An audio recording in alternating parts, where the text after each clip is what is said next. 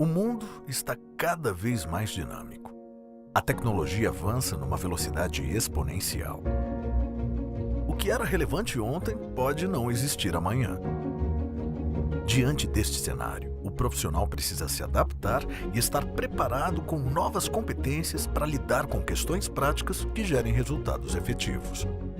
A educação formal não é suficiente. A diferença está nas competências desenvolvidas. São essas competências que o transformarão em alguém mais competitivo, com autonomia para participar de forma ativa neste novo cenário. Os profissionais são os grandes protagonistas do resultado. E as empresas que aproveitarem ao máximo os seus talentos serão as que irão prosperar nesta nova era.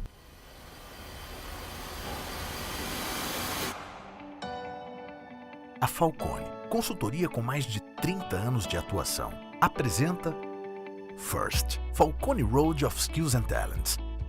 Nosso propósito é desenvolver pessoas com as competências que geram resultados, através de uma solução educacional inteligente, individualizada, prática e interativa. Nosso modelo é composto pelos seguintes elementos: Assessment First.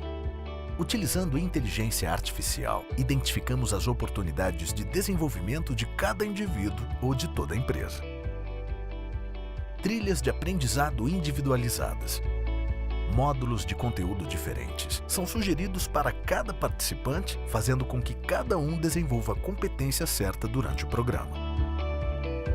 Linguagem cinematográfica, deixando o aprendizado mais dinâmico e agradável.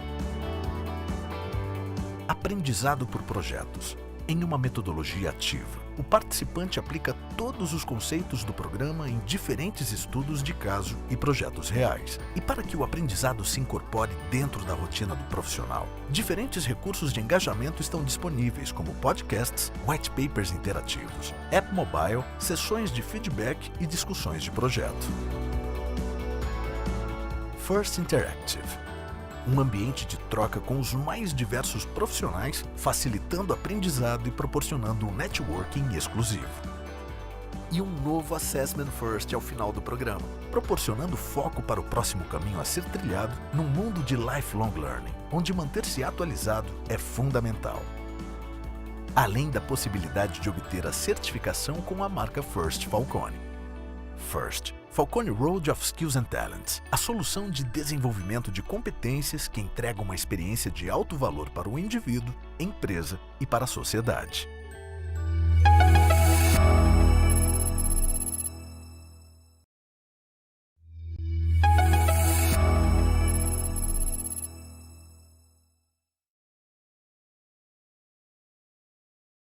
Olá, meu nome é Mariana Burato e eu estou aqui para dividir com vocês a minha experiência na FIRST Falcone. Eu gostaria de ressaltar 2 pontos que para mim foram de extrema importância no meu aprendizado. Primeiro ponto, a trilha personalizada, que garantiu aderência total às minhas necessidades. E o segundo ponto foi um formato do conteúdo, em forma de pílulas, fácil acesso, self-service, que garantiu total engajamento e facilidade de multiplicação dos temas na empresa. Nós temos a oportunidade aí de realizar um assessment. Esse assessment ele tem o objetivo de mapeamento de competências a desenvolver, e a organização, através desse recurso, possui um inventário para planejar trilhas de aprendizagem. Essas trilhas são elaboradas através de objetos de aprendizagem já pré-existentes na plataforma, através de módulos já pré-existentes, e esses módulos são super leves, são inovadores, são modernos e fáceis de participar, de praticar. E através do material didático, dos webinários, dos podcasts, dos estudos de caso, eu pude ter recursos para aplicar isso junto com a minha equipe. Hoje a gente sabe que o líder é mais do que um chefe que fixa procedimentos e estabelece diretrizes, mas antes de tudo é alguém que sabe lidar com pessoas.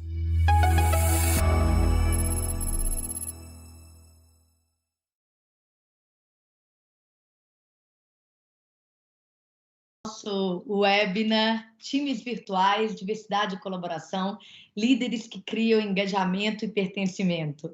A gente está muito feliz de estar aqui com vocês.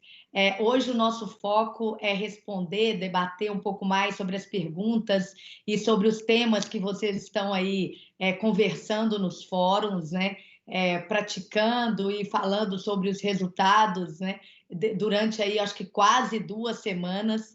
E a gente trouxe os nossos especialistas para falar sobre esses temas, e a gente quer também ouvir hoje, na segunda parte desse nosso webinar, um pouco mais sobre quais são as dúvidas e aproveitar bastante o tempo desse time de feras que está com a gente hoje. Meu nome é Juliana Scarpa, eu sou CEO da First Falcone, e eu vou começar apresentando esse time incrível que está com a gente. Bom, Carlos Bicheiro. O Carlos é engenheiro mecânico de formação, ele é sócio da Falcone, é entusiasta de mudanças que provocam ruptura, crescimento, inquieto, curioso. O Bicheiro, eu chamo de Bicheiro, tá, gente? A gente se conhece há anos, é um otimista convicto. Ele navegou por diversas áreas no mundo acadêmico, corporativo, até encontrar o que ele realmente gosta de fazer. Ele gosta de ajudar pessoas e organizações a serem mais eficientes e competitivas. Ele tem 25 anos de experiência em governança e gestão empresarial, é investidor e conselheiro de empresas. Boa noite, bem-vindo. Obrigado. A Ellen que está aqui com a gente. A Ellen é empreendedora e consultora de inovação, especialista em design thinking e transformação digital. Ela tem mais de 20 anos de experiência. Entre essas experiências, ela atuou como head de marketing para canais digitais do Itaú. A Ellen respira o vale, né? Ela está ali desde o ano passado, início do ano passado, depois de um sabático, ela trocou São Paulo pela Califórnia. Ela está acabando de desenvolver com a gente um módulo de inovação espetacular e ela traz as práticas up to date para a gente, né? Do Vale, né? Tudo que está dando certo lá e está dando resultado, a Ellen traz para a gente.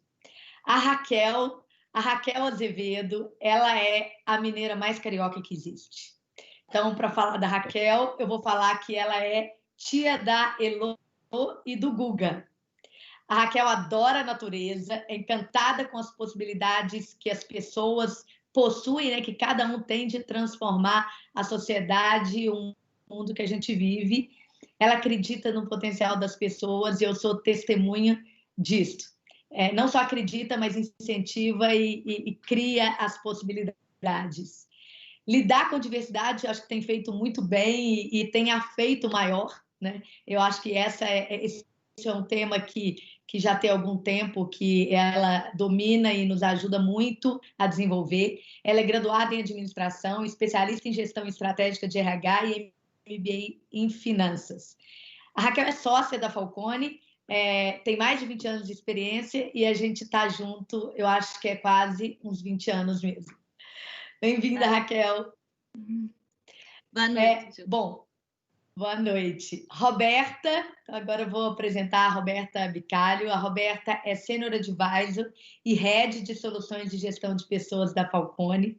A Roberta tem mais de 25 anos de experiência na liderança e direção de áreas de recursos humanos em diversos segmentos, talvez todos.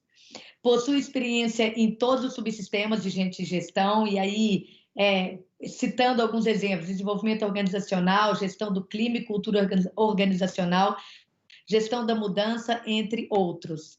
Ela é formada em análise de sistemas, olha que legal, tem MBA em gestão de pessoas pela FGV e é certificada em Cultural Transformation Tools pelo Barrett Values Center. É isso, Roberta? Bem-vinda. Bem-vindo, obrigada, boa noite. Bom, então a gente vai começar, né, trazendo toda essa discussão que a gente vem acompanhando aqui ao longo da semana. E eu vou começar falando sobre mindset ágil com a Ellen. Na verdade, Ellen, vamos lá, no seu módulo da First aí, que Design Drive Innovation, você fala muito sobre características de empresa da nova economia. Tem algo que você fala que eu acho bem legal, que elas transformam ações comuns, né, em experiências extraordinárias. É isso mesmo. Desde que eu te ouvi falando isso, eu fiquei pensando quando a gente fala de, olá, você tá Uber e Airbnb, né? O que eles propõem, né, a resolver são temas bastante comuns, né? E aí a gente realmente passa a ter um novo nível de experiência. E você fala de premissas que essas empresas têm em mente. Fala sobre user-centric, data-driven, você fala sobre novos modelos de negócio. E aí o mindset ágil, né? Que também está em todo esse tema e também como uma dessas premissas, né? O que esse mindset ágil traz em termos de resultado efetivo para as organizações que o adotam? Como é que isso funciona na prática? Bom, boa noite, Juliana. Primeiro é um prazer estar aqui compartilhando um pouco da minha experiência prática e acadêmica com vocês, de um tema que tanto me fascina, né? Acho que inovação está presente na pauta de todos os executivos, independente da indústria ou do tamanho da empresa, né? Tem uma máxima que eu adoro que diz que a única certeza é a mudança. Então, nós, como profissionais e as empresas precisam estar aptos e preparados para fazer essa jornada de transformação, né? E realmente no módulo a gente fala muito sobre essas premissas, essas características das empresas da nova economia, né? Ser user-centric, ser data-driven, né, orientados a dados e criar novos modelos de valor é fundamental para que as empresas hoje tenham produtos e serviços mais orientados ao que as pessoas efetivamente precisam, né? No passado, toda a construção era baseada no que a empresa tinha capacidade produtiva de entregar. E hoje houve essa inversão, né? A empresa primeiro identifica as necessidades para depois gerar produtos e serviços. Agora, é impossível fazer isso se a estrutura, o corpo, os colaboradores da organização não estiverem preparados para isso e não fazerem, né, uma mudança significativa no mindset, na forma como eles trabalham, né? Ser ágil não é simplesmente mudar o cargo, né? Deixar de ser coordenador e passar a ser um squad leader, um PO, né? Pelo contrário, envolve uma mudança estrutural nos processos, no time, no ambiente de trabalho, nos comportamentos que aquela organização precisa desenvolver. E eu acho que esse é o grande desafio das empresas tradicionais ao fazer o processo de transformação, né? Eu sempre digo que as empresas digitais, elas já nasceram digitais, elas já nasceram com essa característica de ser user-centric no próprio DNA, né? Ser mais orientada ao ser humano. As tradicionais não, então eles precisam fazer um grande movimento aí de transformação. E esse movimento implica em deixar de ser uma empresa orientada a processos, né? Processos que gerem eficiência, como grande parte das empresas foram construídas no passado, né? Com modelos, hierarquias, mecanismos que minimizem qualquer risco para ser uma estrutura mais ágil, mais orgânica, mais flexível. E não é fácil de fazer, claro, porque primeiro implica em repensar, né? E reaprender toda a forma como a gente faz negócio, como a gente trabalha, né? É o nosso próprio dia a dia, né? Então, implementar esses novos processos, uma cultura que seja mais aberta ao erro, ao fracasso, uma cultura que tenha possibilidade de maior experimentação, né? Que não necessariamente a primeira solução vai ser aquela implementada na rua, e sim, as empresas vão construir para poder aprender. Isso é uma prática muito comum aqui no Vale, né? Quando a gente pensa nas grandes empresas, no Google, na Apple, na Amazon, quantos produtos que essas empresas lançaram e que hoje nem existem mais. E eles foram lançados justamente para ter um termômetro do mercado, para ensinar uma nova linguagem. Normalmente as empresas não estão aptas, não são capazes de fazer isso, elas têm muito receio de colocar alguma coisa no mercado. Uma outra característica dessas empresas é a falta de burocracia, né? A falta de hierarquia, são organizações mais flat, em que os níveis são menores, as pessoas podem ter uma voz muito maior e uma presença muito mais ativa na tomada de decisão. Existe muito mais colaboração entre as áreas, entre os departamentos, entre as pessoas. Então, as pessoas vão além do seu job description, né? Além do que elas efetivamente precisam fazer e colaboram muito mais com as outras áreas. Então, essas são algumas características de uma empresa, né, que tem uma cultura orientada à inovação, que tem um mindset ágil e que traz uma série de resultados para a organização, né? Desde maior retenção de talentos, maior atração, né? Aqui no Vale, especialmente, o número de talentos é restrito, né? Tem muitos talentos do mundo inteiro, mas existem um número enorme de empresas que brigam por esses talentos. Então, mas isso é comum, né? Melhor. O número restrito de talentos, a brigas por eles aí. Por isso que a gente tem que formar, né? Por isso que a gente tem que formar a gente, inclusive. Exato. Né? Então, tanto a atração como a retenção é fundamental, porque se a empresa não tem uma cultura colaborativa, uma cultura que preze, né, o bem-estar do funcionário, não adianta treiná-lo por anos, em algum momento ele sai e leva todo aquele conhecimento para uma outra estrutura. Né? Então, tem essa questão de retenção e de atração, mas, consequentemente, resultado. Né? Então, é provado que as empresas que têm uma cultura forte, uma cultura estruturada, elas têm um impacto na performance e no retorno para os seus acionistas.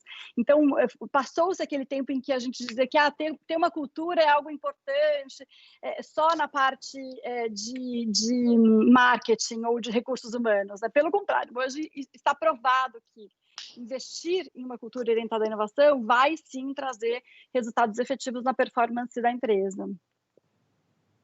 Sensacional, sensacional. Realmente não é algo fácil de se fazer, não é algo, essa mudança não é trivial, né? Ela impacta, inclusive, como a forma com que líderes dirigem as organizações, né? Essa divisão, essa flexibilidade, enfim, é um desafio, mas eu acho que também está provado que o caminho é esse e que tem uma trajetória, mas a gente vai ter que trilhar. Quando a gente fala, né, você falou sobre essa cultura, sobre ser ágil, sobre lançar coisas, né? E quando a gente fala de inovação, a colaboração ela é intrínseca, né? É algo que é intrínseco à inovação.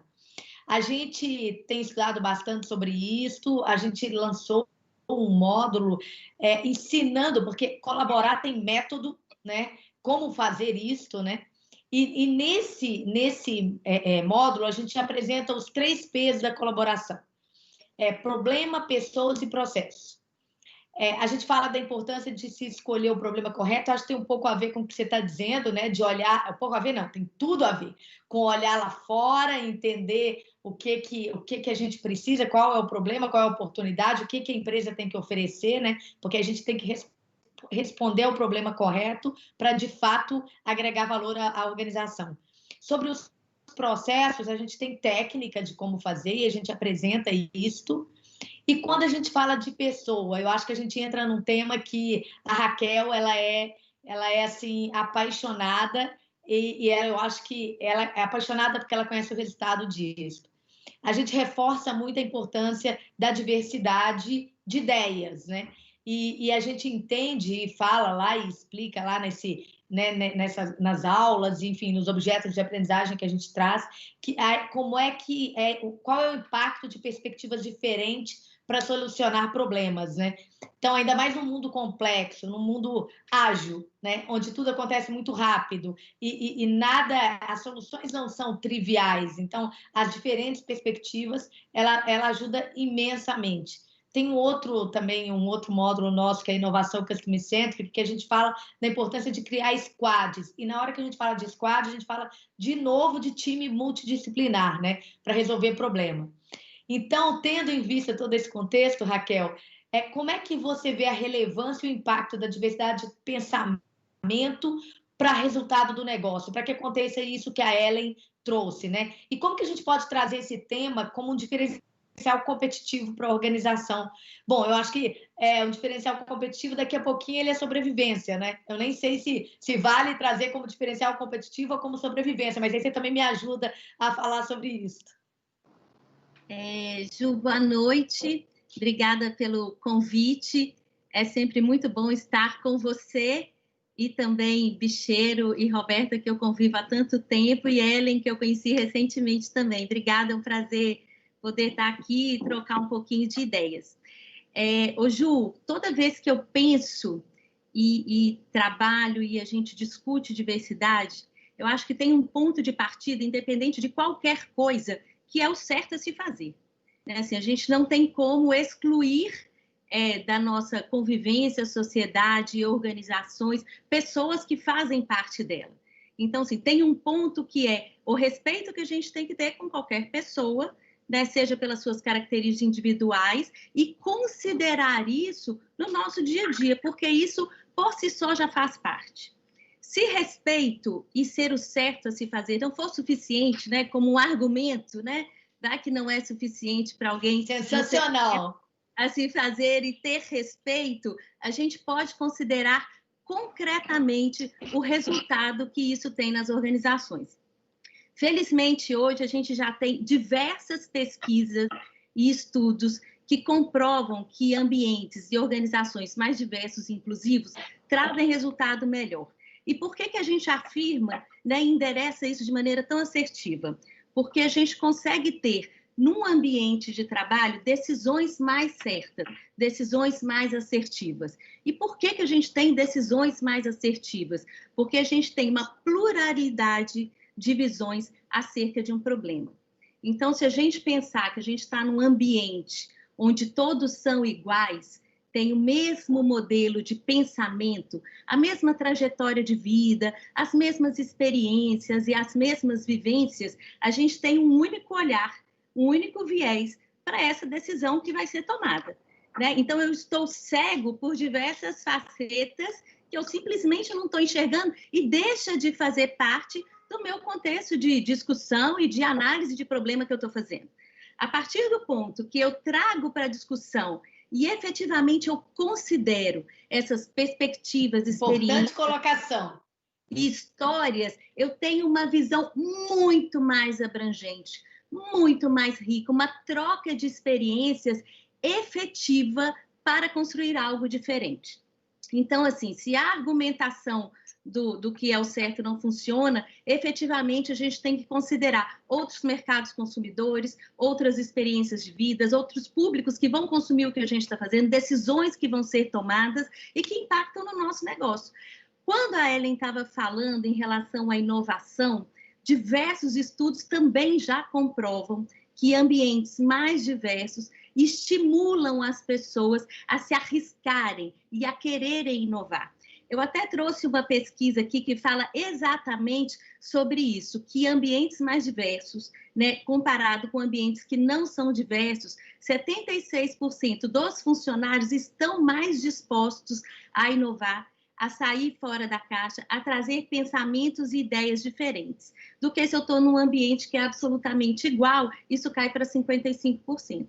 As pessoas ficam mais engajadas, motivadas, os conflitos são reduzidos e a gente tem um aumento de criatividade e efetivamente de colaboração.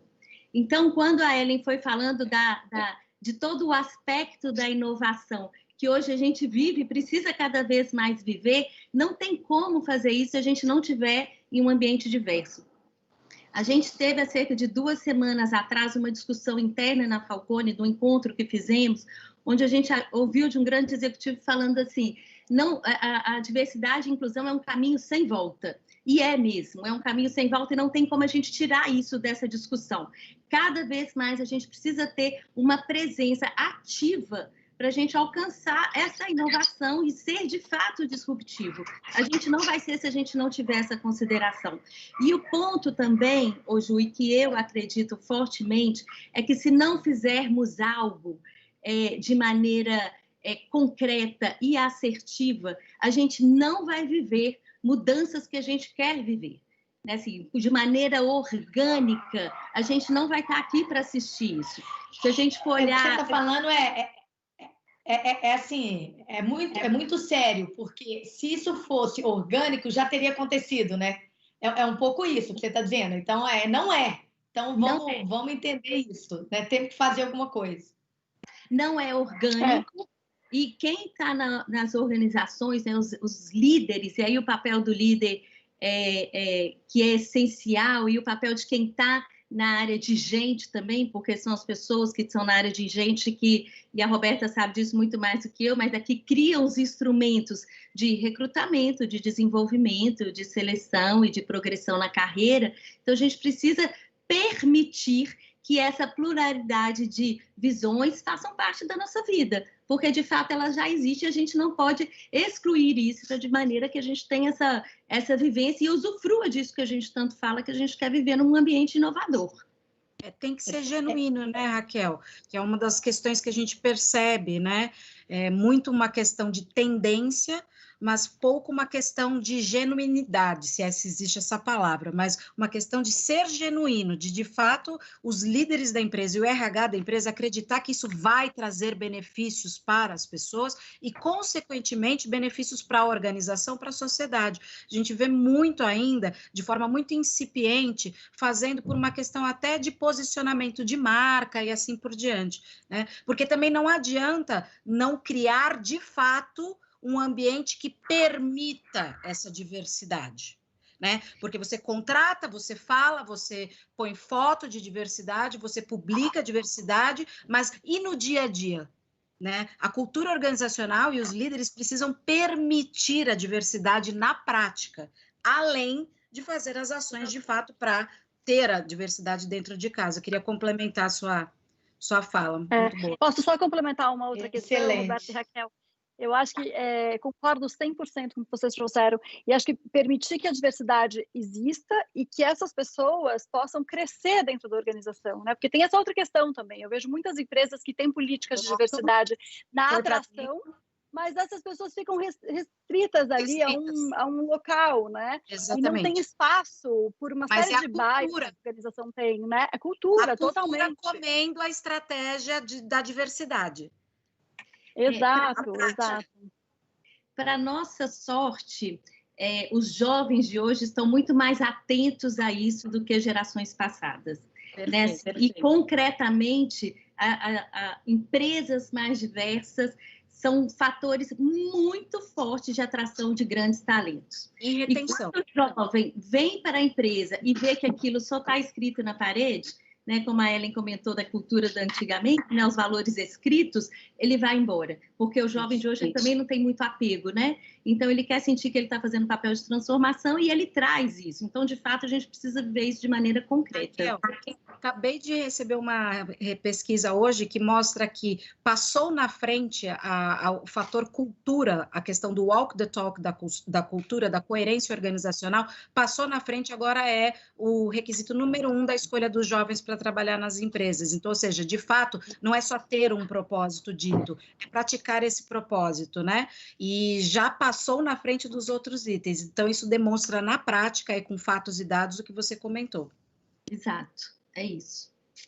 Sensacional. Eu tenho como expectativa que, a partir do momento que as empresas precisam inovar, né, para se sustentar, para aproveitar as oportunidades que toda essa tecnologia disponível que tem aí, transformar isso, né, em resultado, se isto é fato e as empresas vão buscar e precisam, já estão fazendo isso, ao aprender sobre inovação, elas vão aprender sobre diversidade. Então, como a Raquel colocou, acho que foi a primeira frase dela, se não é por acreditar, por respeito ou por qualquer, né, ou como a Roberta falou também, né, genuíno, mas eu acho que essa necessidade hoje de ter uma cultura e de conseguir fazer coisas diferentes, como a Ellen colocou, vai fazer com que isso aconteça, né? Eu acredito nisso.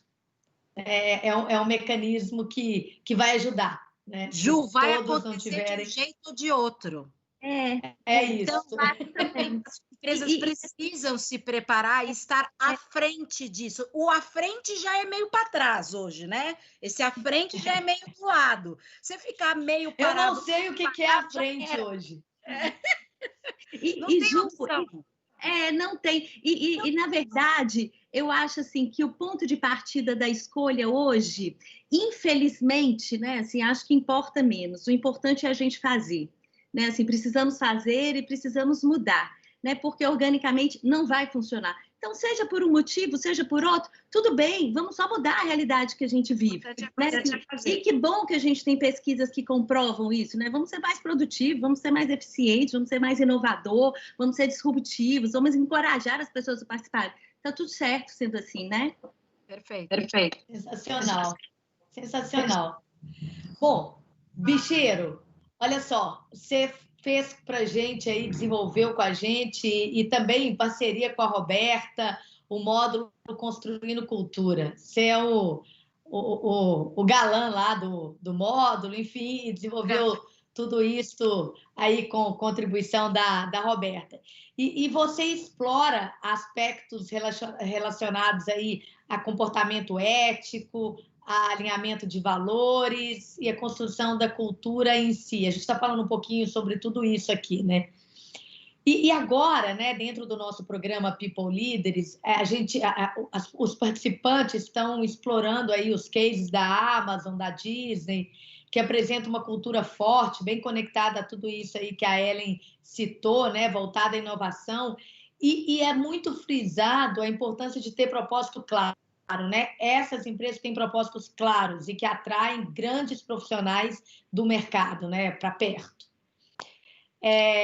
Eu tô lembrando aqui também a gente tem um outro módulo aí conduzido pelo GER, Liderança que Inspira. Ele traz uma provocação filosófica de Nietzsche.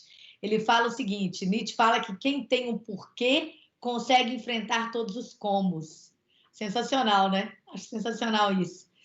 Bom, e aí dentro do que a gente está dizendo aqui, da importância da cultura, né, diante do desafio que a gente está vivendo, quais são as práticas que ajudam a construir um time virtual conectado ao propósito?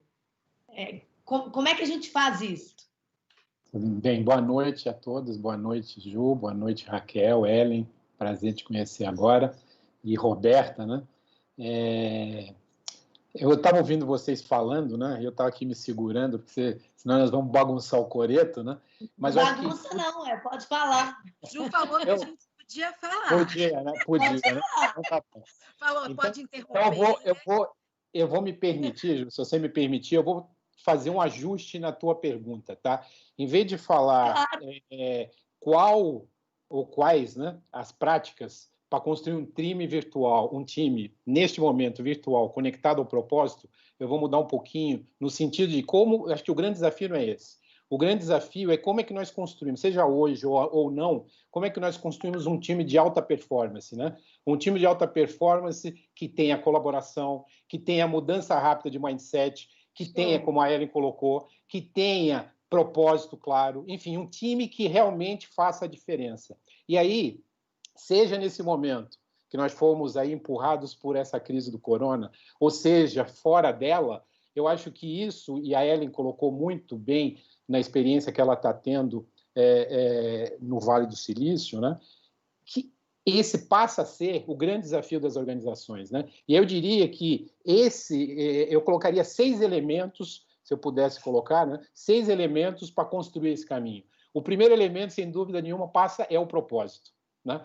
A Roberta colocou, a Raquel colocou também, o propósito. O que é o propósito? E muitas vezes eu vejo muita declaração de propósito e não necessariamente maravilhosas, hoje está na moda, né? No passado nós falávamos em visão, missão, num projeto de estratégia, hoje o propósito virou moda. Então tem muita declaração de propósito maravilhosas que não necessariamente refletem o que realmente a empresa faz, né? Então eu queria... propósito, o que é o propósito? É o somatório de desejos e estratégias, né, que fazem sentido e que contribuem de maneira clara e importante para o impacto na sociedade, no impacto na humanidade. Então, se as pessoas não tiverem claramente definidas, se as organizações não tiverem claramente definidos os propósitos, primeira coisa, elas não vão conectar com o time. como a Raquel colocou há pouco, né? O jovem hoje ele procura se conectar e se não tiver essa conexão via o propósito, ele não fica. Não adianta eu atrair, eu não retenho. Então, eu diria que esse é o primeiro ponto, né? O primeiro elemento. O segundo elemento é cultura, né? Cultura, nós já falamos, vocês acabaram de mencionar, tudo que vocês falaram são elementos de cultura, né? E cultura, o que é cultura? Cultura, nesse contexto, é a argamassa que conecta tudo isso, né? Cultura é aquilo que permite conectar o propósito com o conjunto de crenças, com o conjunto de valores, né? E passa a ser o comportamento natural do time. E não precisa ser declarado. As pessoas passam... O que é uma cultura forte, né? Nós falamos isso no nosso módulo, nós falamos isso o tempo todo, né? Como construir uma cultura forte. O que é uma cultura forte? Cultura forte é aquela que as pessoas têm um comportamento, que as pessoas têm uma atitude de uma maneira natural, de um modo natural. Não precisa ninguém ficar mandando, não precisa ninguém ficar supervisionando, não precisa ninguém dizer o que fazer. Isso, e aí conecta muito com o que a Ellie falou, né? De um mindset rápido, um mindset ágil. Então, se nós conseguirmos construir uma cultura forte em que as pessoas têm a liberdade, com diversidade, né, com colaboração, e permitir essa velocidade, aí nós temos um segundo elemento bem importante nesse momento. O terceiro é liderança, né? Liderança nós na Falcone falamos que liderança, o que é líder? O que é o líder, né? Líder é aquele que atinge resultado com o time e da maneira certa, né? E aí conecta com tudo que nós falamos até agora. Atingir resultado, eu tenho que ter impacto, eu tenho que ter o impacto, e o resultado não pode ser o resultado pelo resultado, eu tenho que ter um resultado que faça sentido para a sociedade. Com propósito, né? Com um propósito. Que faz sentido com o propósito. Exatamente. Até ONG tem que ter resultado, porque é a forma de você praticar o seu propósito, né? Exatamente. Porque, geralmente, desculpa te interromper, parece, às vezes, ainda tem uma áurea meio esquisita quando a gente fala de lucro, de resultado, como se fosse algo que não fosse legal. E não, muito pelo contrário, ele é fundamental para a gente praticar o nosso propósito. E na nossa cultura parece que é um pecado, né? E não Isso, exatamente. E não é. Né? Então, quer dizer, ter resultados é importante. Agora, não pode ser resultado pelo resultado a qualquer custo. Ele tem que ser com o time. E aí conecta com a diversidade, com a colaboração, com o mindset rápido, com tudo que nós já falamos anteriormente. Né? E da maneira certa, da maneira correta, da maneira com ética, fazendo certo. Né? Então, e o líder eu diria que é o elemento principal que vai fazer essa conexão. É ele que, através do exemplo, através da prática, é que vai fazer com que o time ganhe coesão e o time ganhe velocidade nesse processo de busca de resultado, ou de busca desse propósito, né? Conectando com o propósito. O quarto elemento é meta clara. Não adianta falar em resultado se não tiver clareza para onde eu quero ir, né? E, de novo, o que nós vemos é muita declaração, muita coisa bonita e não necessariamente eu tenho uma clareza para onde o time tem que ir. E se eu não tenho clareza para onde o time tem que ir, obviamente os recursos não são abundantes, eu tenho perda, dissipação de energia, dissipação de recursos e ineficiência, né? Então, ter uma meta clara, né, ele faz com que o time tenha um norte.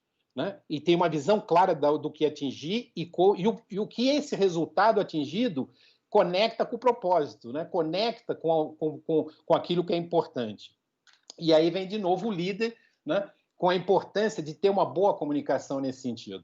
O quinto elemento é a definição clara de papéis e responsabilidades. Né? Num time, se não adianta, por mais que nós tenhamos... e há pouco você estava falando, né? Estava nos apresentando e na minha cabeça veio ali um filme rápido, né? Você falou... Mini flashback gigante. Exatamente, né? 25 anos de experiência. 25 anos de experiência hoje não quer dizer nada, porque o mundo é outro. Então, tudo aquilo... E recentemente eu vi uma palestra, né, de um vice-presidente... Comigo eu espero que não pareça, entendeu? Não quer dizer nada porque não parece. Eu estou preferindo assim. Mas a experiência é contar de anos, mas nós somos jovens eternamente, né, Juliana? Recentemente eu vi... Eu também. Todos nós. Recentemente eu vi uma palestra de um vice-presidente de uma empresa de marketing, E ele fazia esse contraponto e ele falava o seguinte, num determinado momento ele percebeu que toda a experiência que ele tinha, e na hora que nós vamos contratar, aquilo que nós colocamos no currículo hoje não vale nada. Por que não vale nada? Se nós não tivermos, o que ele colocou, um mindset conectado com o que é hoje. E hoje o mundo é um mundo conectado, num mundo mais ágil, num mundo mais rápido, num mundo mais digital, né? Então, essa mudança de mindset é importante. Mas, ao mesmo tempo, então as pessoas têm que ter essa mudança, o líder tem que ter essa mudança, porém, eles têm que estar rapidamente conectado ao papel de cada um, à responsabilidade de cada um dentro dos processos, senão fica caótico, né? Há pouco a Ellen colocou que as empresas hoje são mais flat, né? Não tem um nível de hierarquia, né? Porque tem uma necessidade de maior colaboração, mas isso não quer dizer que eu tenho que ser, as empresas têm que ser aquela zona, né? E não é isso. Toda a organização, não importa qual seja, tem que ter clareza do papel, responsabilidade e processo, né? Isso é que vai dar fluidez, rapidez na tomada de decisão. E o sexto elemento, para não me estender muito, comprometer o tempo, né, Juliana? Não, fica tranquilo, vamos lá. Não fala isso, hein? Meio perigoso. Conosco aqui falar isso. E o sexto elemento, que eu considero também importante, é o comprometimento com esse resultado e com a execução, né? Isso é uma falha que nós vemos na maioria das empresas. As empresas planejam muito bem, têm bons discursos, mas não têm disciplina nem comprometimento com a execução. Não tem comprometimento com o resultado. Então, se as equipes não tiverem comprometidas, o papel do indivíduo não tiver claro e a sua importância dentro do coletivo e saber aonde, ter a humildade de saber também onde nós temos os nossos gaps de competência e buscar no time ou fora novos conhecimentos, mas de uma maneira muito rápida e colaborativa, né? Eu diria que aí sim nós temos um processo meio claro. Então, o comprometimento com o resultado alinhado à execução, eu acho que e quando nós estamos falando isso, colocar a mão na massa, conectar com tudo isso. Então, eu acho que esses seis pontos, né, mudando um pouquinho a tua pergunta para conectar com tudo que nós estamos falando, eu acho que eles são um caminho para a construção, seja para agora, seja para frente, né? E aí a capacidade de nós estarmos sempre inovando, buscando e tendo as pessoas tendo realmente impacto naquele propósito que a companhia declara e que não pode ser simplesmente declarada, né? Eu diria, de uma maneira bem resumida, seria isso, tá, Juliana? Eita, bem resumido, não é uma tarefa fácil, mas não tem como não lutar por isso, né? Pois é. E, bom, aí eu vou continuar esse tema aí com a Roberta, que é ultra especialista e advisor, né? Vou continuar com as perguntas difíceis aí, dentro do que o Bicheiro, dentro da linha que o Bicheiro estava falando. E nossa próxima parte aí, a gente vai responder as perguntas que vocês estão nos fazendo. Então, mande que aí eu vou colocar aqui para cada um deles, tá bom? Roberta, deixa eu te falar, você escreveu um artigo há pouco tempo com o tema, acho que um dos temas que estavam ali descritos parte ali daquela frase clássica do Peter Drucker, quando ele fala que cultura como estratégia no café da manhã. Você citou isso aqui, né? Você falou sobre isso, né? Então, a afirmação implica que você pode definir o curso que você quiser para o seu negócio, mas é a cultura, né, o que o pessoal de fato acredita e como ele se comporta, que vai determinar o que vai ser vivido e os resultados vão ser alcançados, né? Eu acho que é isso. Então, de maneira prática, você tem tanta experiência aí, tanto como head, sentada na cadeira e na execução, quanto como consultora, né? Como é que as lideranças das empresas e os profissionais de gente de gestão, né, que estão conosco nessa jornada, eles podem trabalhar para alinhar estratégia e cultura, né? E principalmente num cenário que a gente está vivendo de insegurança, de trabalho remoto, de velocidade de transformação. Como que é isso? Perfeito. Obrigada, Ju. Realmente esse é um tema crítico e importante, mas é possível. E mais do que possível, é necessário, né? É necessário alinhar a cultura à estratégia, né? Então, assim, como a sua pergunta foi de forma prática, como a liderança e o RH podem fazer para fazer esse alinhamento, eu diria que, primeiro, quem não mede não gerencia.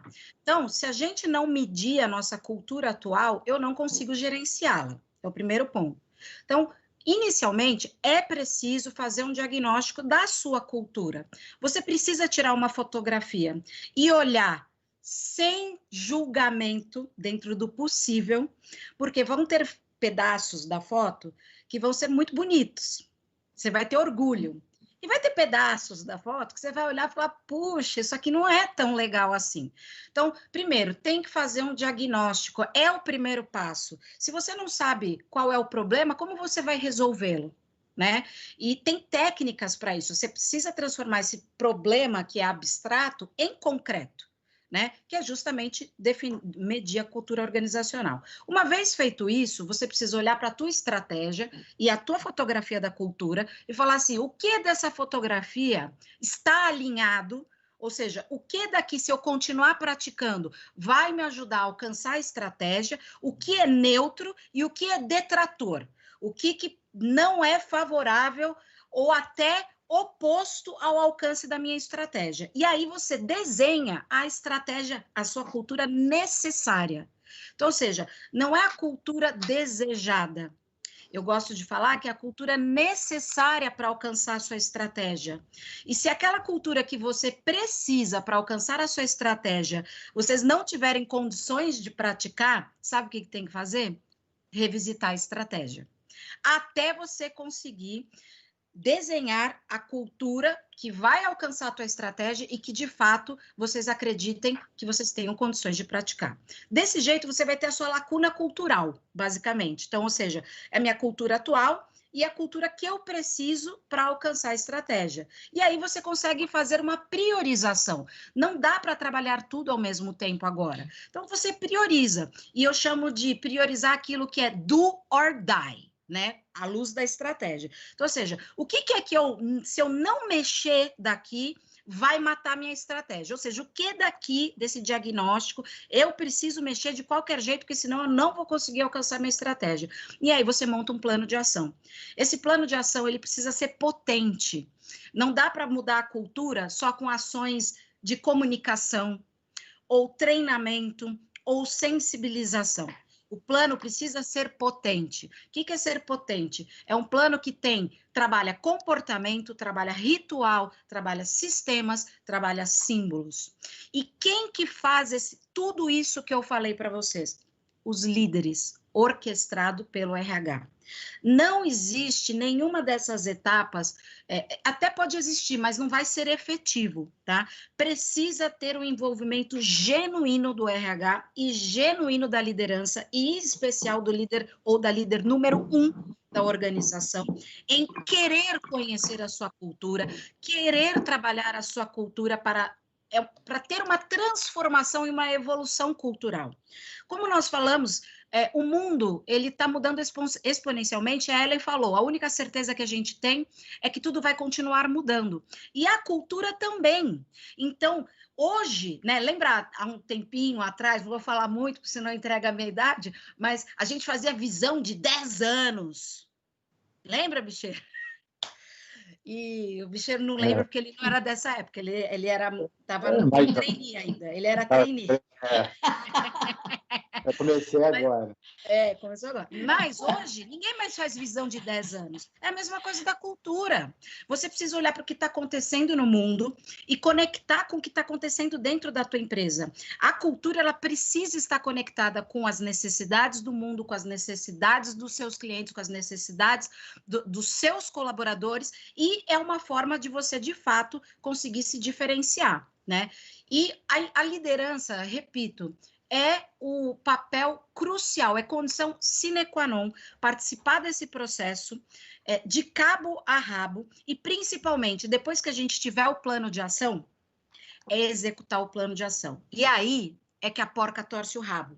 É onde a liderança tem que ser igual o bacon no café da manhã. Ele precisa estar comprometido. Ele não pode estar envolvido igual o ovo e o bacon do café da manhã.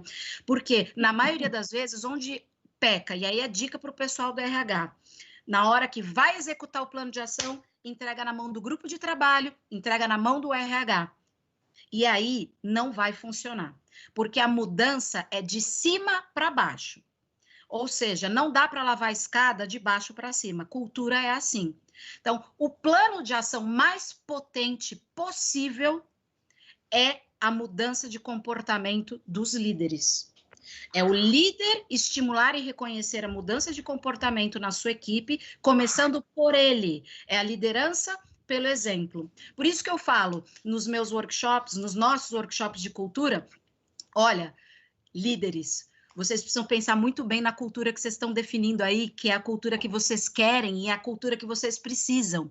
Sabe por quê? 2 problemas podem acontecer. Primeiro, vocês vão ter que cumprir. E segundo, isso tudo aí que você está falando pode se tornar verdade. Então, pensa bem antes de vocês definirem essa cultura, porque vocês vão ter que walk the talk, né? E depois as pessoas vão cobrar essa transformação. E aí você vai ter que fazer. É a tal da coerência organizacional, né? Para finalizar minha resposta, a palavra-chave disso tudo é a liderança e o RH buscar essa coerência continuamente. Não é um projeto, é uma competência organizacional e que tem que ser dos líderes e dos recursos humanos. Buscar a coerência da cultura com a estratégia, com a promessa da marca. Roberta, posso fazer um comentário? Adorei que você citou, que começa pelo líder. Porque o que eu sinto, assim, muitas vezes as empresas não têm líderes preparados para fazer essa transformação. Eles sabem que eles precisam, mas no íntimo não é autêntico, porque eles passaram anos e anos, décadas, trabalhando dentro de um modelo de liderança que era de comando e controle. Perfeito. O líder era bem avaliado quando ele tinha domínio da sua equipe, quando ele respondia pela sua equipe, quando ele se antecipava aos problemas que a equipe ia trazer. E hoje é necessário um outro tipo de comportamento. Perfeito. Ele tem que dar voz e autonomia para o time, incentivar, questionar, empurrar o time, liderar como um facilitador, como alguém que está atrás, ajudando aquele time performar. Então, eu acho que nesse diagnóstico que você descreveu, que acho que é fundamental e é realmente o primeiro passo, é importante que o RH ajude a empresa a identificar se os líderes, primeiro, têm realmente essa consciência da mudança, da necessidade da mudança. Ellen, super obrigada, porque você me ajudou. Você acabou de me lembrar que eu esqueci de um pedacinho do diagnóstico que pode fazer toda a diferença entre o bem e o mal. Obrigada. No diagnóstico de cultura, o que é diagnóstico de cultura para nós? Não é só diagnosticar as mensagens que são interpretadas pela maioria dos colaboradores em relação aos comportamentos, rituais, símbolos e sistemas, mas principalmente fazer um mapeamento, um diagnóstico da liderança. Porque cultura e liderança é sinônimo, é espelho. Se você quer mudar ou melhorar algo da tua cultura, logo você vai ter que melhorar ou mudar algo do comportamento, da decisão e das prioridades dos líderes. Logo, não tem como fazer isso sem fazer um assessment desses líderes em relação à cultura desejada. Não é uma questão de assim, o líder serve ou não serve para essa posição, mas este líder especificamente, quais são as habilidades que ele tem, o histórico, as competências, as características pessoais que facilitam a implementação dessa cultura, porque ele tem que liderar essa mudança, né? E quais são aqueles pontos que nós vamos precisar ajudar o líder e ele vai precisar também se autoajudar através de estudo, autoconsciência, inteligência emocional e assim por diante, para que ele possa trabalhar para conseguir liderar a mudança. Não tem como ter uma transformação cultural se não tem uma transformação dos líderes. Eu vejo, Ju, falando do momento atual que você falou, principalmente como fazer isso nesse contexto, né? Você falou no final da sua pergunta. Sim. Cara, não tem melhor momento para fazer isso. Eu sei que o que a gente está passando como humanidade é muito difícil, é muito triste, é muito complicado, mas tem um lado bom. O lado bom é O mundo está dando a oportunidade para a gente se reinventar, se ressignificar, ressignificar valores, como, por exemplo, a liderança, comando e controle, a não diversidade, né? Uma cultura, coerência com a estratégia, né? De fato, você se reinventar. Várias pessoas, eu estou vendo várias pessoas com muitos quilômetros rodados, estão aproveitando o momento e se abrindo às novas possibilidades e avaliando criticamente como tinha crenças limitantes, comportamentos muito antigos, muito enraizados em teorias e num mundo que não existe mais. Então, eu acho, Ju, que não tem melhor momento para o RH e para os líderes fazerem o repensar da sua cultura. Até porque, se não fizer, é igual do diversidade, vai ter que fazer. Sabe por quê? Porque o mundo está mudando. O Covid veio para arrasar todo mundo, arrasou um monte de empresa, e 90% das empresas, dando um spoiler da nossa pesquisa que vai sair em setembro, 90% das empresas vão e precisam revisitar suas estratégias por conta do Covid. Logo, se elas precisam revisitar sua estratégia, precisa revisitar a cultura. Rô, deixa eu só pegar um gancho aí, como sensacional. O povo aqui é assim, ó, gente, é legal, tem que fazer assim que funciona. Agora é o seguinte, querendo ou não, vai acontecer. Lidere, faça rápido, porque vai ser assim. Adoro. Minha mãe falava, você vai aprender, menina, pelo amor ou pela dor. Não tem jeito. Eu também escutei muito isso. Eu também. Ô, Ju, só para pegar um gancho, como diz nosso amigo Mauro, né, no que a Rô falou, dessa questão de transformar a cultura, transformando os líderes, né? E depois da aula que o Bicheiro deu aqui dos 6 pontos, né? E que ele falou muito da liderança também, o líder, ele é papel fundamental e ele é catalisador para, de fato, a gente ter um mundo, uma organização, um ambiente mais diverso e inclusivo. Ele é tanto pelo que ele tem dentro do time dele, quanto pelas suas atitudes.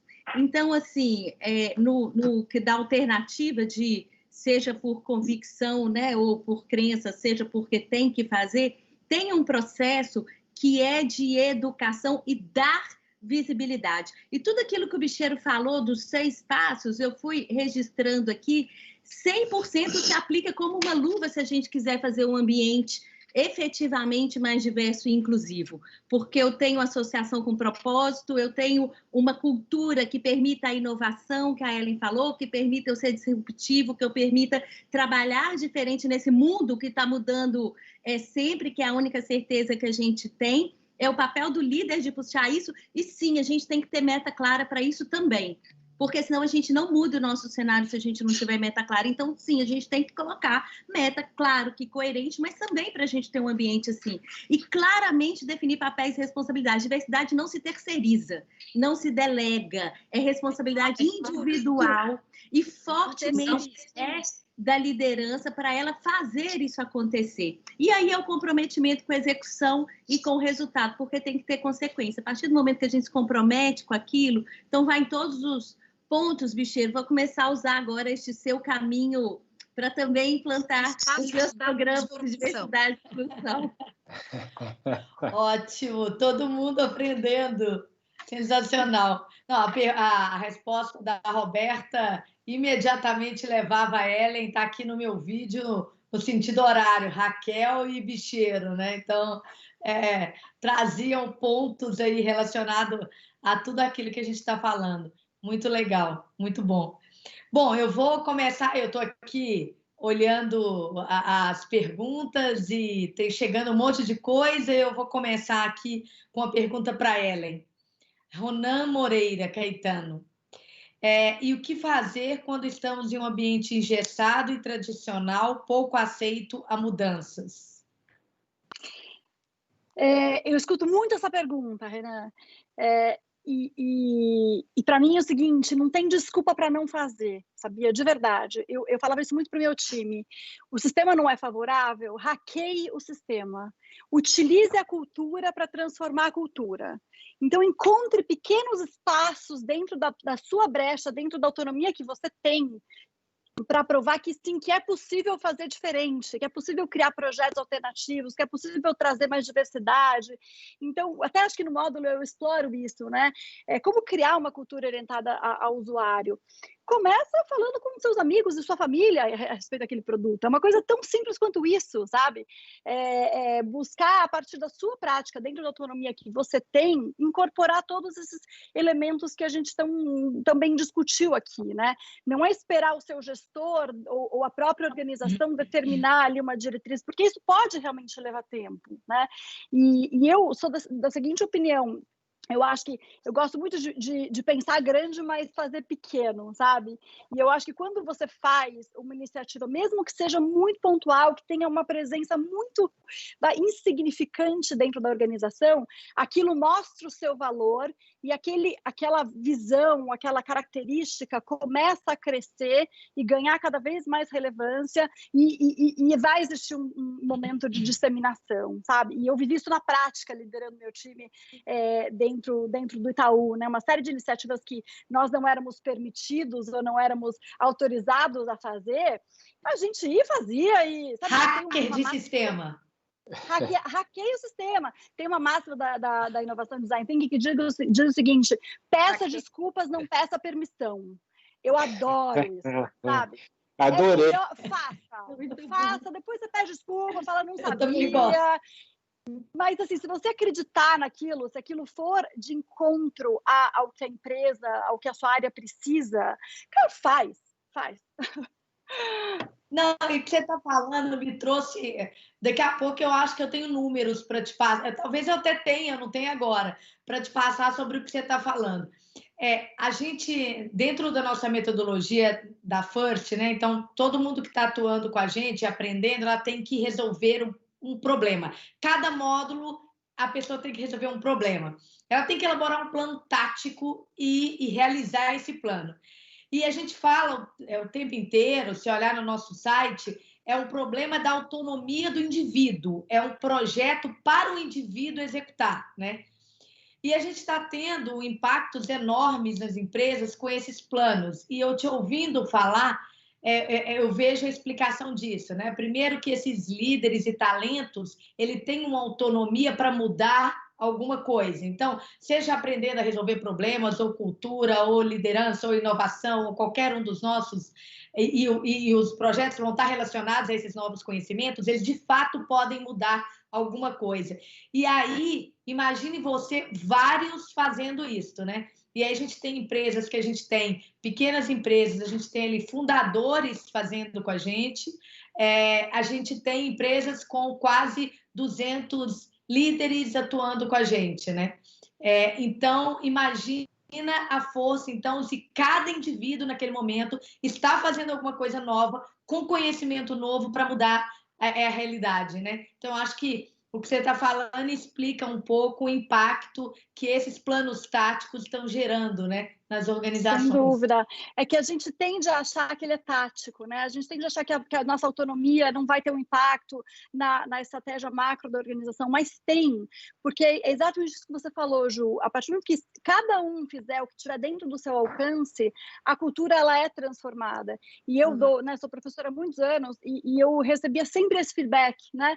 Nunca foi negativo, nunca, a partir do momento que as pessoas tomavam alguma ação em relação a isso, nunca foi prejudicial, pelo contrário, os gestores sempre elogiavam e davam cada vez mais espaço.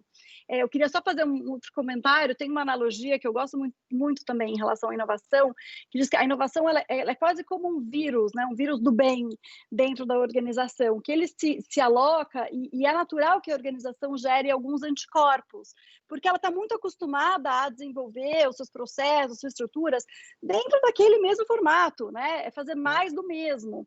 Então, chega algo diferente, ela se fecha. É importante ir com calma, encontrando esses espaços para disseminar essa visão de uma forma cada vez mais recorrente e mais significativa. Mas tudo passa e começa com ação. Então, tá na sua mão, é só fazer. Sensacional, faça você.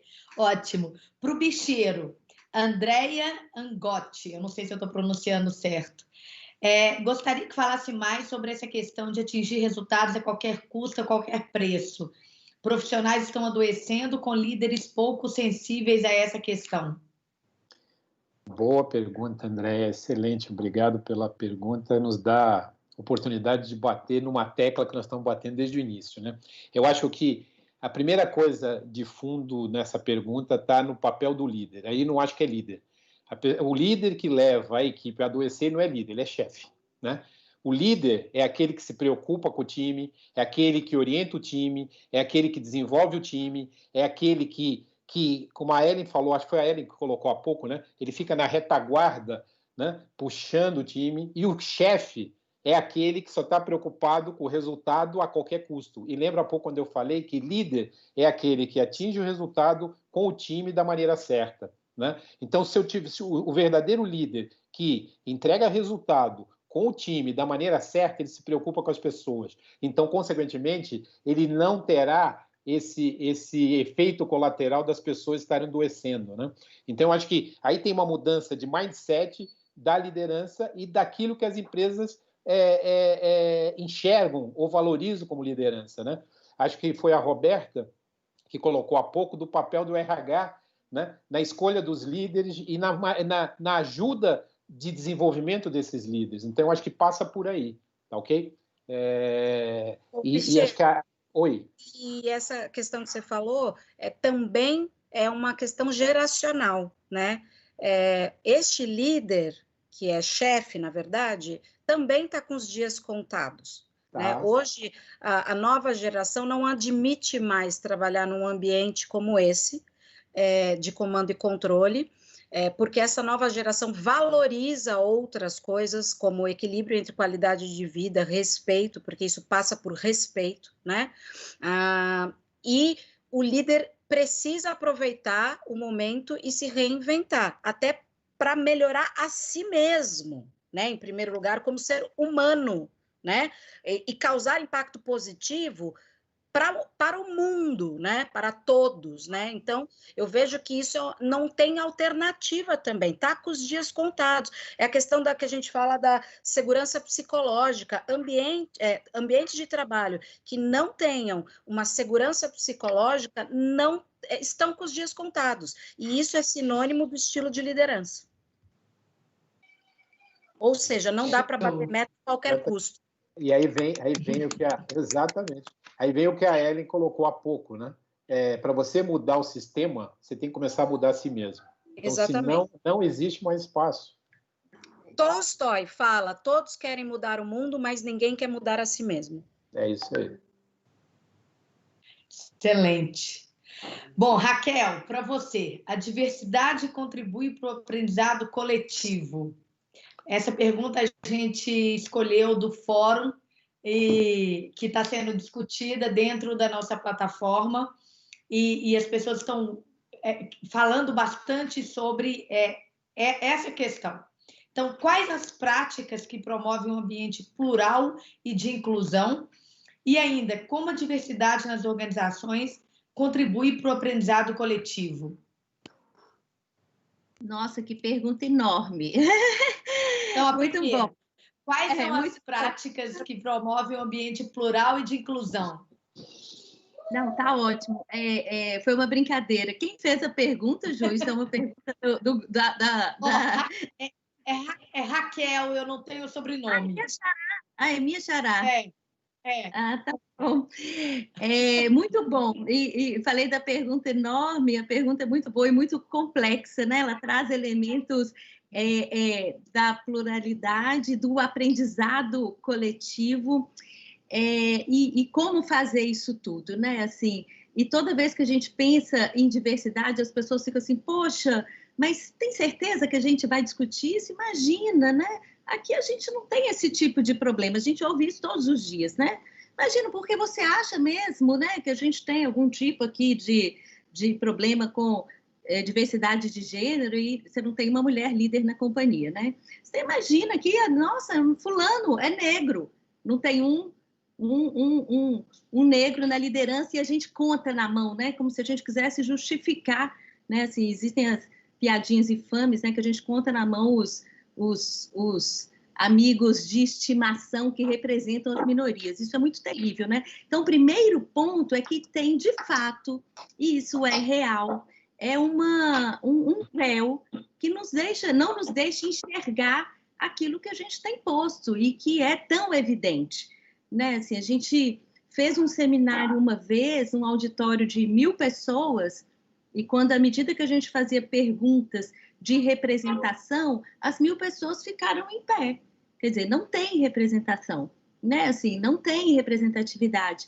Então, é algo que a gente precisa... Primeiro ponto é olhar com cuidado e carinho, e sem muita culpa, e sem muito ataque, né? Assim, porque à medida que a gente vai num ataque, fulano, você não vê que você é preconceituoso e tudo mais, a gente cria toda uma arma contrária ao movimento que a gente quer fazer de aprendizado coletivo, que foi isso que a Ju trouxe. Então, o primeiro ponto é, para se avançar em diversidade e inclusão, a ferramenta mais poderosa que tem, se a gente puder dizer que isso é uma ferramenta, é promover educação, visibilidade específica sobre esses temas tão sensíveis, sem julgamento, sem cobrança, sem acusação e sem culpa. O primeiro ponto é a gente mesmo reconhecer que todos nós somos preconceituosos em alguma medida. Existe um teste de Harvard que você pode fazer online, esse teste, depois a gente pode até mandar, se vocês quiserem, que você faz esse teste, a pessoa se identifica preconceituosa em atitudes muito pequenas da vida.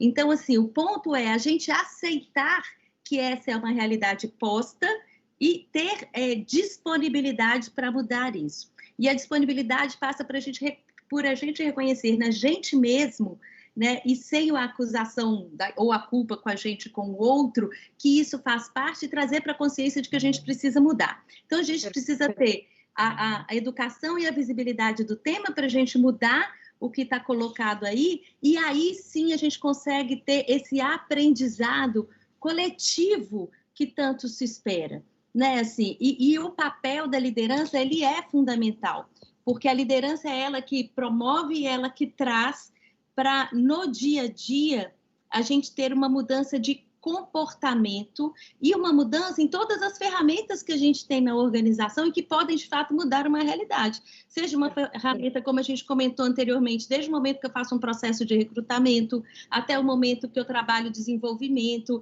que eu trabalho promoção, encarreiramento, num ponto de trazer a medição por aquilo que a gente vive e do que está acontecendo, trabalhando todos os nossos vieses inconscientes. Né, assim, porque a gente reconhece e traz e busca trabalhar, né? É um processo de aprendizado, ele é um processo evolutivo, e que à medida que as pessoas vão se envolvendo nas temáticas e vão engajadas nisso, isso é como se fossem, os jovens não conhecem mais isso, mas são as fichas caindo, né? São as fichas caindo de que a gente tem algo para mudar, né? Que a gente tem algo que de fato vai mudando. Quantas vezes eu já tive colegas assim, poxa, Raquel, eu nunca tinha pensado para parar que, de fato, eu não tenho um olhar para a diversidade em relação a respeito, a consideração da opinião do outro, ao corte quando uma pessoa está falando. Então, se a gente quer viver nesse ambiente de mudança constante e permitir essa inovação, permitir que a gente tenha diferente, não tem alternativa se a gente não trouxer esse tema que é tão difícil para a pauta. E trazer de uma maneira tranquila, mas tem que trazer. A gente precisa tratar desses assuntos e das temáticas difíceis. Não temos negros na alta administração, não temos mulheres na alta administração. Até aqui eu estava olhando esse painel e eu falei, poxa vida, o Bicheiro é o único homem que a gente tem aqui. Está faltando diversidade nesse painel. Está faltando diversidade no painel. E muitas vezes a gente discute a diversidade de gênero, né? A gente fala assim, então tem a mulher tá ok, mas vamos olhar também as outras diversidades que a gente tem. Porque a gente tem vários grupos e a gente está excluindo da possibilidade de trazer um valor agregado que é absurdo, de casos, de coisas que nem sequer eu vejo, porque não faz parte da minha vida.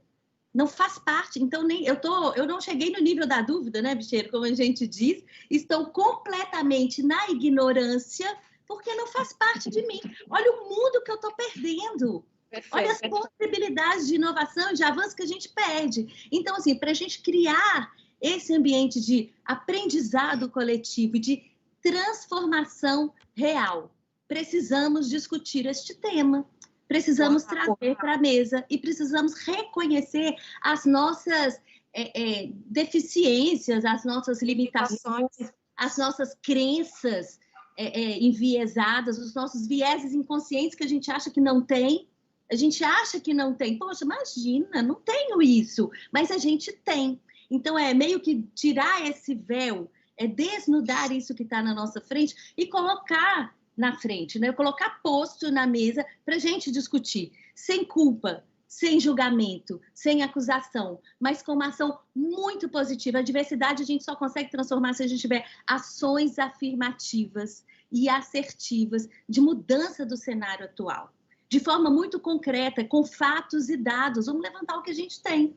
Fatos e dados, temos ou não temos, vamos traçar ações objetivas e concretas para mudar essa realidade. E uma delas, a mais importante, que eu não tenho dúvidas de que é onde a gente consegue plantar as sementinhas de transformação, é a educação e visibilidade. Isso é individual. Isso é individual. Não é a instituição que eu trabalho que vai fazer isso. Não é o RH lá longe que vai. São as pessoas que compõem as instituições, as organizações, que mudam o cenário que a gente vive. Posso fazer um complemento puxando para o meu peixe? Meu peixe. Excelente. Falou tudo, falou um pouco da outra do Douglas. Tá muita coisa aqui, tá bom. Tem que colocar o assunto para discutir. Né? O português, assim, bem claro, uma expressão muito comum e que fala muito é assim, tem que botar o bode na sala, né? Bota o bode na sala e discute sobre o bode. E eu quero pegar a carona porque cultura é isso também.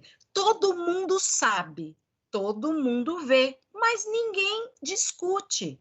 Aquelas regras não faladas, aqueles comportamentos velados, aqui, walking, not the talking, a incoerência entre o discurso e a prática, e tem que botar o bode na sala para a diversidade, tem que botar o bode na sala para a inovação, tem que botar o bode na sala para tudo. Só que para botar o bode na sala, tem que ter um ambiente de segurança psicológica e de confiança. Que é o acho... Eu estava quase te cortando aqui. Eu estou quase te cortando. Eu pergunto para você. Eu tô assim, porque está indo nessa direção. Eu estou assim... Está nessa direção. Faz um congela aí, eu vou encaixar a pergunta, aí você continua nessa direção. Beleza. É da Paula Cristina Alonso. Como entender melhor os rituais e símbolos, acho que você está falando um pouco disso, e usá-los para impulsionar as mudanças de cultura no ambiente virtual e assim atingir os resultados. E aí vamos entender como resultado tudo isto, tanto o lucro quanto a produtividade, como a qualidade, como qualquer outro resultado que a gente queira, a diversidade, o engajamento, qualquer outro. Perfeito. A pergunta é da Paula, né? Paula Cristina. Obrigada pela pergunta, Paula. Como observar os símbolos e rituais? É isso que ela perguntou? Como entender melhor rituais e como interpretar, né? Usá-los para impulsionar essas mudanças. Perfeito. De cultura. Perfeito. Primeiro, né? Precisa querer mudar.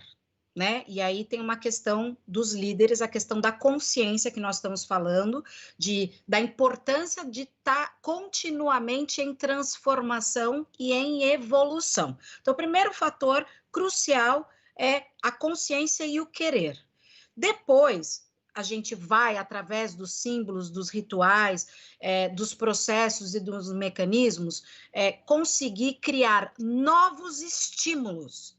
Essa é a grande sacada, né? Hoje, a neurociência já comprova que é possível mudar hábitos, é possível construir novos caminhos neurais. Então, hoje não tem mais desculpa. E mesmo assim, nós somos daquela turma, né, que fala pelo amor, mas depois chega no final e fala, tem que mudar, né? Mesmo assim, mesmo a neurociência falando que não tem mais desculpa, você consegue criar novos caminhos neurais, é o que a Ellen tinha falado, não tem jeito, tem que mudar e ponto, né? Então, por meio de símbolos, rituais e sistemas, a gente precisa criar novos estímulos, porque novos estímulos ajudam a mudar os hábitos, e aí você precisa criar novas recompensas. Esse é o grande segredo, né? Então, ou seja, para você mudar comportamentos, que é a base de uma mudança, de uma evolução cultural, você precisa mudar os estímulos, e depois mudar as recompensas. Isso é o que está acontecendo exatamente agora no Covid. Os estímulos mudaram. Então, por exemplo, reunião presencial versus reunião à distância. Tinham várias pessoas que tinham paura e preconceito com reunião e trabalho à distância e home office. Acha que as pessoas a reunião não funciona, que é uma falta de respeito, ou que a pessoa ou não confia, porque a pessoa fica em casa, não está trabalhando, não está fazendo nada. As pessoas que conseguiram mudar estes hábitos agora foi pela dor. Por quê? O Covid veio, é uma dor. Mas o que ele fez para mudar o hábito dessas pessoas? Um estímulo novo. E aí as pessoas começaram a ter que se adequar. E com essa adequação, começou a vir recompensas diferentes, como, por exemplo, não ficar tanto tempo no carro, não ter que gastar tanto dinheiro de logística. Eu ouvi CEO, já nos seus 70 para mais, fazendo um depoimento para a gente, que foi muito emocionante, falando, nossa, como eu era babaca. Ele falou assim, eu não acredito que eu gastei tanto dinheiro e perdi tanto tempo, e ele é do setor agro, então a sede fica assim, né? Você pega voo, você pega barco, você pega trem, você pega táxi, você pega o cavalo, aí você chega lá. Aí ele falou assim, pô, eu fazia as pessoas fazerem tudo isso para vir aqui fazer uma reunião de 1 hora. Agora, Roberta, eu estou trabalhando muito melhor, eu estou muito mais feliz, eu nem via os meus netos, eu tenho um aras para quê se eu não andava nos meus cavalos? Então, o que mudou? Mudou o estímulo e mudou a recompensa. Então, os símbolos e os rituais, num trabalho de cultura, servem para isso. Mudar os processos, mudar os mecanismos, mudar os rituais e mudar os símbolos para dar novos estímulos, para as pessoas mudarem os hábitos e elas começarem a perceber novas recompensas com a mudança desses hábitos. Excelente, sensacional. Obrigada, Roberta. Adorei, Roberta. Claro, adorei. claro. Eu queria dar um outro exemplo só de símbolos e rituais, né? A gente fala tanto em inovação, da colaboração. E aí, com a colaboração, para incentivar a colaboração, vem os ambientes de trabalho. Então, não é à toa que essas empresas inovadoras têm ping-pong, mesa de pebolim no meio da sala. Não é para ficar bonito ou para parecer moderna. Não, é porque simplesmente estes ambientes incentivam que as pessoas interajam mais. Se elas interagirem nos cafés, nos momentos de folga, elas vão ter muito mais flexibilidade e empatia para colaborar também num projeto. A mesma coisa o dress code, né? Por que mudar o dress code, deixar de trabalhar de uma forma formal e camisa, gravata? Porque você sente muito mais você, então você é muito mais autêntico, muito mais verdadeiro e participativo. Então é um outro exemplo, Roberta, pré-pandemia, né? Assim, hoje mudou tudo, mas é um exemplo que tangencia, né? Tangibiliza um pouco a importância desses hábitos, né? E desses símbolos rituais. Perfeito. Ellen, muito obrigada por ter esclarecido esses pontos, porque realmente essa coisa da mesa de pimbolim, enfim, eu estive, eu acho que foi em 2018, aí no Vale, e o cachorro passeando pelas empresas, eu fui em diversas empresas, e isso tudo é quando a gente chega e fala, olha, funciona dessa forma, as pessoas... E aí desmistifica um pouco, né? E eu acho que conecta bem com essa coisa dos símbolos. porque as pessoas se sentem mais... É verdade, viu, Ju? Não pode ser isso. Aquilo que a gente falou da diversidade. Tem muitas empresas que estão trabalhando isso de forma superficial, para ter uma imagem de marca e aumentar a sua marca empregadora, né? Mas isso não se sustenta. Precisa ter coerência. O que exatamente, dentro do que a Ellen falou, o que eu vi bastante a pessoa tem ali o jogo, tem a bebida que ela gosta, o cachorro está ali do lado, ela trabalha com muito mais calma, o trabalho e a vida dela, vida e trabalho, estavam conectados, porque isso tudo foi o que eu vi no passado, como a Ellen falou, em 2018. Eu não sei como é que isso está sendo hoje aí, mas é muito conectado. Então, aquela necessidade de parar de trabalhar, de agora chega, de deixar a caneta, ela não me pareceu muito evidente em todos esses lugares, seja numa startup, seja no Google, né, onde eu estive. É tudo muito inclusivo, né? E eu acho que essa produtividade, as ideias, essa colaboração vem disso daí, né? Então, muito legal falar sobre esse tema. E aí eu vou aproveitar para pedir para vocês uma palavra final. A gente tem 1h e 24 minutos que a gente já está aqui batendo papo, né? Já passamos bastante. Ótimo, ninguém viu o tempo passar. Eu também tenho mensagens aqui extraoficiais e oficiais que estão adorando, que a gente, né, que estão se divertindo. Muito bem, parabéns para vocês. E aí, por favor, deixem as suas mensagens. Bom, quem quer começar? Fiquem à vontade. Ladies first. Ficou mais difícil agora. Eu posso começar, então. Vou seguir a ordem inicial, tá, Ju? Papo bom é assim, né? A gente nem vê passar, né? Nem acredito que a gente está aqui há tanto tempo já. Eu queria dar uma mensagem de incentivo, eu acho. Acho que a gente está passando por um processo de muita transformação, né? A gente falou isso, acho que o tempo todo aqui na nossa conversa. Acho que o mundo VUCA, né? Certamente vocês ouviram falar sobre isso ao longo do módulo ou em outros materiais, está exigindo transformação. Mas não é uma transformação superficial, é uma transformação das pessoas, né? Começa com nós mesmos. E o tema pessoas, ele está presente em toda essa jornada de transformação, seja a pessoa usuário, né, o nosso cliente, para quem a gente está desenvolvendo as nossas soluções, sejam as pessoas, os colaboradores, sejam as pessoas liderança. Então, pessoas, para mim, é o elemento chave disso tudo. E aí eu vejo a importância e a relevância dos profissionais de recursos humanos, os recursos humanos, né, da área de pessoas. Porque vocês são essenciais para ajudar as organizações nesse processo, desde fazer o diagnóstico, como a Roberta falou, até ajudar essa transformação de mentalidade, né? De tirar essas crenças limitantes da liderança, até construir os novos processos, as novas políticas da própria organização. Então, eu acho que é um momento em que os profissionais da área de pessoas têm que ser mais protagonistas, mais do que eu vejo sendo hoje em dia, sabe? Eles têm que assumir essa necessidade para si e ter um papel realmente mais proprietário dentro da organização para ajudar a empresa a fazer esse processo de transformação. Então, no fundo, né, eu falo a transformação, tanto que a gente fala digital, tecnológica, no fundo, ela é uma transformação pessoal. Sim. Ponta de pessoas. Então, essa é a minha mensagem final aí para vocês. Minha mensagem. Da próxima vez, eu vou falar primeiro. Tá bem que eu peguei, eu já tinha notado aqui. E agora, gente? O que eu vou falar? Eu vou deixar um... Eu deixei à vontade. Modelo ágil, olá. Agora já... vou pensar outra coisa. Já passou. Enquanto você pensa, Rô, vou deixar um tempo para você pensar. Vou seguir a ordem aqui do início, depois da Ellen. Eu acho que é tão bom quando a gente vai numa sequência assim, que dão esses ganchos, né? Que eu acho isso muito perfeito, parece até que é combinado, né?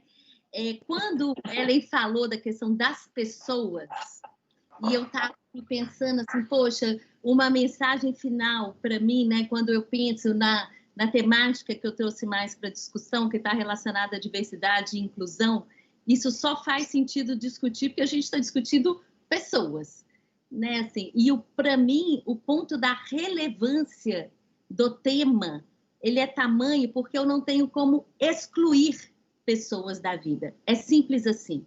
A gente não pode excluir pessoas de todo esse processo de transformação que a gente está falando. E, de fato, trabalhar diversidade e inclusão é uma transformação pessoal.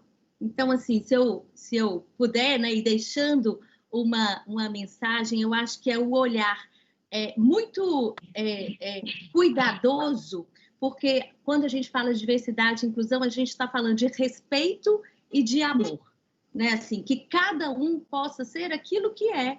E eu não tenho que ter uma crítica porque aquela pessoa é de determinada forma diferente de mim, né? Assim, eu só tenho que tratar com respeito e amor. Eu acho que esse é o primeiro grande passo quando a gente fala, poxa, desmontar esse tema que muitas vezes as pessoas falam, poxa, mas é tão complexo, por onde eu começo? Começa pela sua atitude pessoal, começa por reconhecer a sua atitude pessoal de incluir, não mais excluir, e de tratar com respeito e amor em qualquer aspecto da vida, e principalmente nas organizações e no mundo que a gente quer construir. Não tem um caminho diferente desse. A diversidade e inclusão é um caminho sem volta, é algo que a gente precisa perseguir e trilhar. E um ponto que eu acredito fortemente é que são essas atitudes individuais. É o ponto que, individualmente, cada um de nós, nas pequenas atitudes, pode contribuir, que cria esse efeito borboleta de propagação e de disseminação e de transformação do mundo. É isso que vai propagar e que vai repercutir pelo exemplo de como a gente pode agir diferente. Então, acho que é de maneira muito simples. Porque fez um suspense. Fala, tchá, tchá, tchá, tchá, chegou a hora do RH? Eu acho que chegou, tá? E o que eu estava falando aqui é que, seja de um jeito ou de outro, chegou, né? Por quê? Porque a gente teve lá começo da era industrial, e aí então era indústria, era produto, né? O diferencial era equipamento, maquinário, depois o diferencial era produto, depois o diferencial começou a ser marketing, né? Então vamos falar de marketing, a marca, né? Começou a tomar muita força, aí depois veio qualidade, temos que melhorar a qualidade, consumidor, aí depois veio tecnologia, entrou arrastando todo mundo e tecnologia, e eu fico olhando esses movimentos nos meus 25 anos de carreira e falo, gente, e cadê a hora do RH? Né? Sendo que tudo isso passa por pessoas, que é o que a gente estava falando aqui. E de um jeito ou de outro, por exclusão ou não, chegou a hora do RH. Né? Então, eu como profissional de recursos humanos, eu me sinto reconhecida, né? Mas também me sinto extremamente desafiada. Por quê? Porque a gente, como profissional de RH, precisa segurar essa oportunidade, agarrar a oportunidade e ir com todo o protagonismo possível para ajudar a transformar as nossas organizações e os nossos líderes. O mercado não vai mais aceitar empresas ruins. A nova geração não vai mais aceitar líderes ruins. As empresas que não tiverem cultura organizacional coerente com a promessa da marca e com a sua estratégia não vão ter sucesso. E quem é o grande orquestrador disso é o RH. Então, a minha mensagem é essa, gente, aproveita o momento, né? É muito importante o RH ter um espaço de verdade nas organizações e também passa pelos líderes, a mensagem para os CEOs, para todos os C-levels, tá?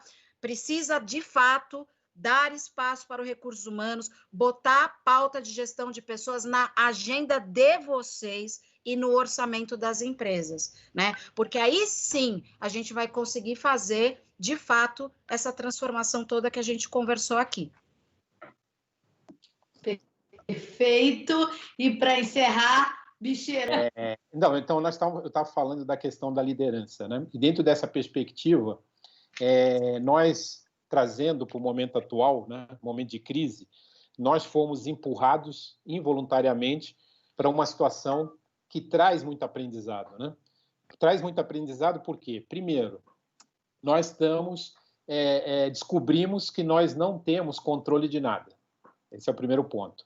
Se nós não temos controle de nada, ele desconstrói todo o modelo, né, que nós tínhamos e acreditávamos antes da crise, né, comando e controle, no papel do líder. Né?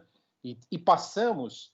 esse é o primeiro ponto. O segundo ponto nós fomos empurrados por uma situação que nós não conhecemos, completamente desconhecida.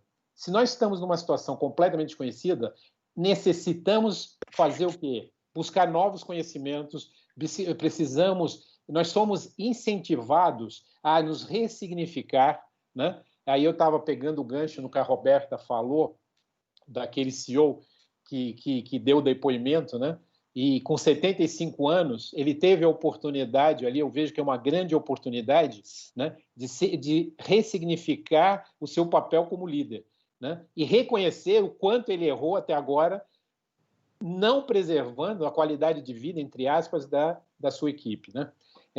Então, nós somos incentivados a isso. Se nós somos incentivados a isso, eu acho que nós temos um momento muito grande, uma oportunidade muito grande de reflexão, olhando para o nosso propósito como indivíduos, o nosso propósito e o nosso papel dentro das organizações, conectado ao papel das organizações. Né? E aí eu peguei um gancho do que você falou, na tua experiência que você teve, no Vale do Silício, que hoje não faz sentido nós termos jornadas separadas. Né? As nossas jornadas têm que ser uma só. A jornada de aprendizado, a jornada de trabalho, a jornada de vida, a jornada da família. Né? O grande desafio e a responsabilidade de fazê-las é nossa quanto indivíduos. Não é atribuindo a responsabilidade ao sistema, à organização e quem quer que seja. Então, acho que quanto líderes, e líder não precisa ter cargo. Líder é líder de nós mesmos. Né? Então, se nós, nesse processo de liderança, tomarmos a rédea da situação e mudarmos, nós, com certeza, pegando ali a fala final da Roberta, né? Nós seremos um pingo que, pingando junto com outros pingos, nós vamos fazer e molhar todo mundo. Né? Somos um bando de pingo. Adorei o pingo. Bom, sensacional. Muitíssimo obrigada. Bom, a Ellen falou aí sobre transformação de pessoas na fala final, a Raquel falou sobre a mudança de comportamento do indivíduo, o Bicheiro falou de ressignificar o papel da liderança, de ter oportunidade de conduzir de outra forma, a Roberta falou muito sobre o novo papel do RH, né, sobre a vez, no nosso webinar de lançamento.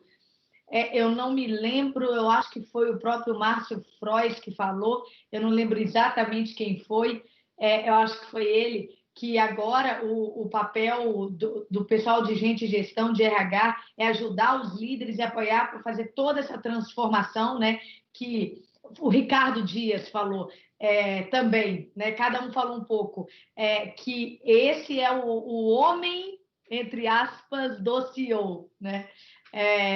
Quem tem que estar do lado dele. Então, tudo aqui que a gente está falando é de transformar pessoas, né? A FIRST nasceu com esse propósito, né, de ajudar as pessoas a terem competências suficientes, né, adquirir a competência ao longo da vida para atingir resultados. As competências hoje estão muito relacionadas a essa capacidade de inovação, solucionar problema, liderança, e é isso que a gente quer fazer, né, e ajudar todas as empresas e líderes a transformar pessoas e, assim, transformar negócios, né? A gente transforma negócios transformando pessoas. Muito obrigada. Obrigada a todos. Desculpe novamente aí a falha que a gente teve. A gente vai passar um vídeo para concluir essa noite. Obrigada a vocês, brilharam. Eu aprendi muito, tenho certeza que todo mundo aprendeu. Eu também. Foi um prazer, todos nós aprendemos. Foi muito bom. Obrigada. Muito bom. Tchau, gente. Boa noite. Cheiro, Paula, Raquel, Tchau, prazer, Ellen. Tchau, tchau. Tchau. Boa noite.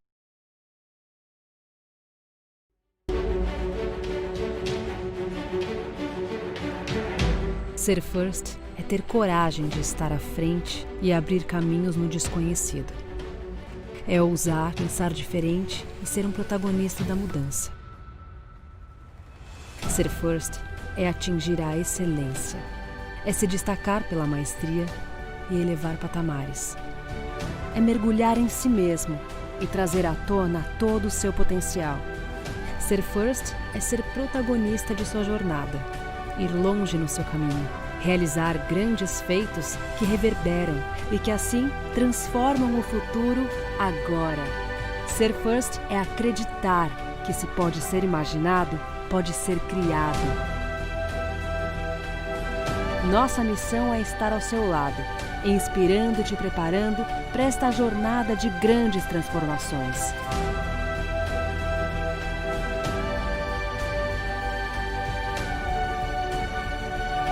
First, Falcone Road of Skills and Talents, o futuro do desenvolvimento de competências.